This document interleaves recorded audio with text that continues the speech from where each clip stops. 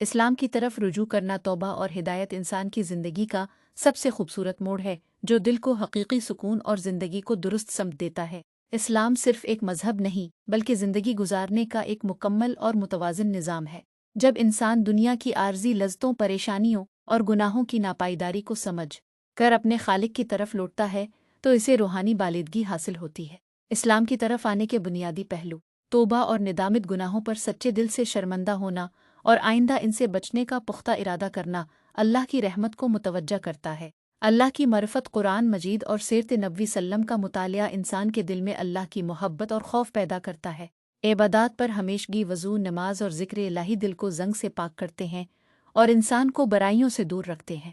روحانی سکون، قرآن میں ارشاد ہے، خبردار، اللہ کے ذکر سے ہی دلوں کو اطمینان ملتا ہے۔ سورۃ الرعد۔